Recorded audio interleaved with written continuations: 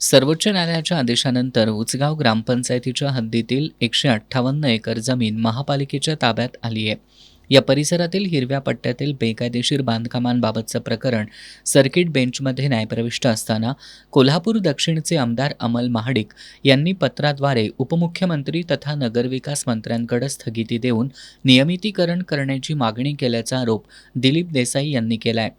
न्यायालयात प्रकरण प्रलंबित असताना न्यायालयाच्या आदेशाला बाधा येईल असं कोणतंही कृत्य करणं कायद्याला अभिप्रेत नसल्याचं नोटीसद्वारे संबंधित अधिकाऱ्यांना कळवल्यामुळं कालच्या बैठकीत कोणताही निर्णय झाला नसल्याचं देसाई यांनी सांगितलं. कोल्हापूर शहरालगत उचगाव ग्रामपंचायती ही महानगरपालिकेच्या हद्दीत असणारी जमीन ती माझीच सांगत होती, पण माननीय सुप्रीम कोर्टानं एक निकाल दिला आणि जवळजवळ 158 एकर जमीन ही महानगरपालिकेच्या ताब्यात आली. यामध्ये प्रामुख्याने झालं काय की 2013पासून हा खटला सुरू होता.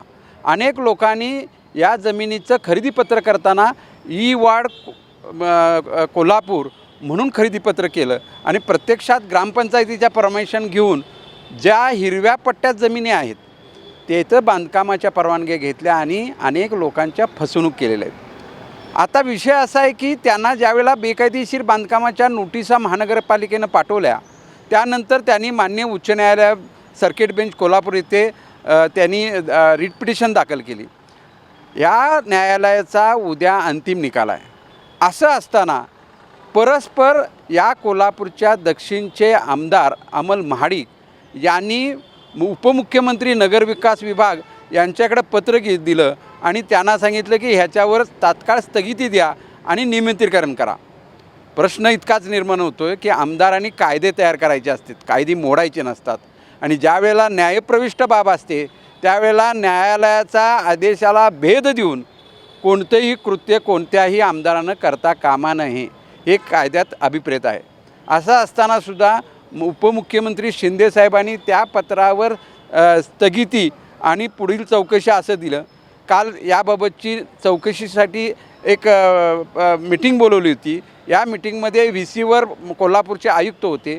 तत्पूर्वी मी त्या गुप्ता नावाच्या अप्पर सचिवांना मी ईमेल केला आणि त्याला सविस्तर माहिती दिली की माननीय न्यायालयात हा विषय चालू असताना त्याची तारीख 25 जून आहे. असं असताना तुम्ही परस्पर कोणत्याही प्रकारे निर्णय घेऊ नका.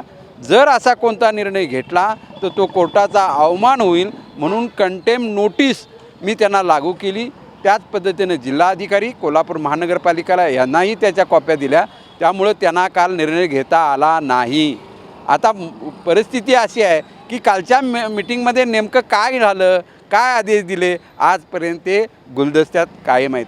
त्यामुळं न्यायव्यवस्था ही सर्वोच्च व्यवस्था आहे.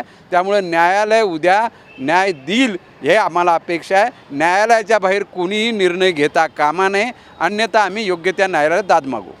दरम्यान आरक्षण बदलण्यासाठी महासभेत ठराव मंजूर करून राज्य शासनाकडे पाठवण्याबाबत अप्पर सचिव गुप्ता यांनी सूचना केल्याची माहिती समोर येत असल्याचं देसाई यांनी सांगितलं. तोंडी आदेशाला काहीही या कायद्यामध्ये किंबहुना नियमामध्ये किंमत नाही.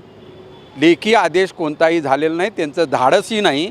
त्यामुळं न्यायालयानं आदेश दिल्यानंतर पुढची प्रक्रिया काय राबवायची आहे ते प्रशासन महानगरपालिका करेल. पण न्यायालयाच्या निकालापूर्वी तुम्ही निकाल देणं हे कायद्याला अभिप्रेत नाही. या प्रकरणी विविध माध्यमातून कोट्यवधी रुपयांच्या व्यवहाराच्या चर्चा सुरू आहेत. मात्र कुणाचा कुणाशी किती रक्कमेचा व्यवहार झाला याबाबत आपल्याकडं कोणतीही ठोस माहिती नसल्याचं दिलीप देसाई यांनी सांगितलं. कुणी कोणाशी किती पैशाचा व्यवहार केला याची माहिती मला नाही आहे. पण मी इतकंच सांगतोय की हे राज्य कायद्याचं आहे. कायद्याचं राज्य कायद्याप्रमाणे चालणार.